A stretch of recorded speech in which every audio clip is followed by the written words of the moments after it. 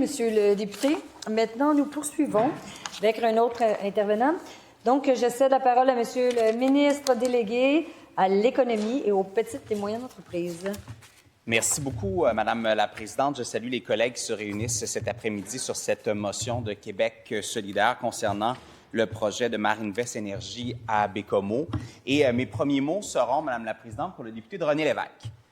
Parce que s'il y a un député qui est engagé pour le développement économique de sa région, qui y met cœur, qui y met passion, qui y met dévouement, qui l'a fait comme maire de Bécomo dans le passé et qui poursuit son mandat aujourd'hui comme député à l'Assemblée nationale et qui nous parle à tous les jours de l'importance des régions, c'est bien le député de René Lévesque. Et aujourd'hui, je pense que la motion de Québec solidaire, c'est une occasion, oui, de parler de développement économique, de parler des régions, de parler des choix que l'on fait, mais aussi de parler de la Côte-Nord, qui est une région avec de beaux défis, que le député nous rappelle souvent. Il a déjà un bilan extraordinaire, mais je sais qu'il veut le poursuivre. Alors, il pourra s'adresser à vous dans les prochaines minutes et il sera certainement le plus habile pour parler des gens de Bécomo, des gens de la Côte-Nord. Et ce ne sera pas à Québec à dire ce que les gens de la Côte-Nord pensent. Ça va être au député de René Lévesque de dire ce que les gens de la Côte-Nord pensent, Madame la Présidente.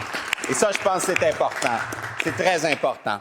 Parce que le développement économique de nos régions, Madame la Présidente, sont un carrefour. On sait que l'on vit une situation extrêmement difficile avec les États-Unis, qui fait en sorte que nos investissements sont freinés. Ils sont freinés non seulement par les tarifs qui sont dans l'acier, dans l'aluminium, c'est le cas sur la Côte-Nord, c'est le cas en Beauce, c'est le cas un peu partout au Québec dans l'industrie du bois d'œuvre. C'est le cas avec un ALENA qui pourrait ne pas être renouvelé dans les prochaines semaines, les prochains mois, qui vont mettre à risque notre économie, Madame la Présidente. C'est le cas avec l'incertitude causée par un référendum également sur l'indépendance du Québec qui pourrait se tenir dans les prochains mois. Non seulement il y a des entrepreneurs qui nous disent « j'attends avant de faire des investissements pour voir la puissance de mon dollar, j'attends avant d'investir davantage pour voir la puissance de mes interventions ». Alors, on vit dans un contexte économique qui est extrêmement difficile et ça prend une équipe qui voit ça, qui le comprend, puis qui est aux commandes et qui a le goût de pouvoir faire en sorte de se développer et d'avancer dans les prochaines années. Vous savez, ce projet-là, Madame la Présidente, il est important.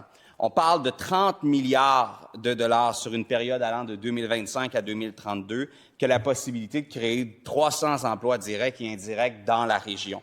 Des investissements qui comprennent 10 à 12 milliards pour la canalisation, 4 à 5 milliards pour l'amélioration au réseau principal de TC Énergie, 8 milliards pour l'usine de liquéfaction et de 3 à 4 milliards pour le parc éolien.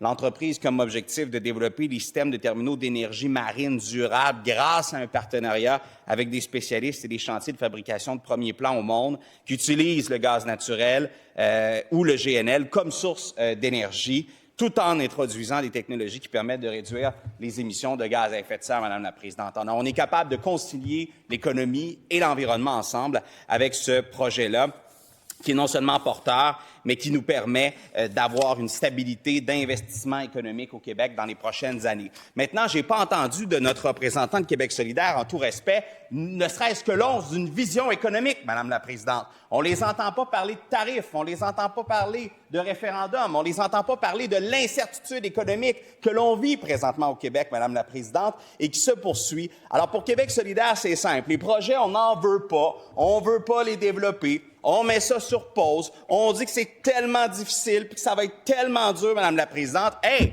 le Québec doit rester un endroit où c'est bon d'investir, où nos gens d'affaires sentent qu'il y a un climat d'affaires pour pouvoir développer au Québec, Madame la Présidente. Surtout quand on réussit à établir des projets qui ont des retombées économiques dans plusieurs régions et qui vont faire travailler notre monde. L'argent, il ne pousse pas dans les arbres, Madame la Présidente. Quand l'économie va bien, c'est quoi? Ça nous permet d'investir en santé, en éducation, des places en service de garde, Madame la Présidente. C'est ça, avoir un projet de société. Alors, avoir une équipe économique de ce côté-ci, Madame la Présidente, ça nous permet d'investir, d'arriver avec des résultats et de pouvoir faire en sorte de supporter nos programmes sociaux. C'est le genre de projet aujourd'hui qui est porté par la communauté, le genre de projet que le député de René Lévesque pourra nous parler parce que lui, il connaît la Côte-Nord, il connaît les impacts positifs que ça peut avoir dans la communauté et nous sommes là non seulement pour supporter notre député, mais également supporter le développement et les projets économiques dans les régions du Québec. Merci, Madame la Présidente.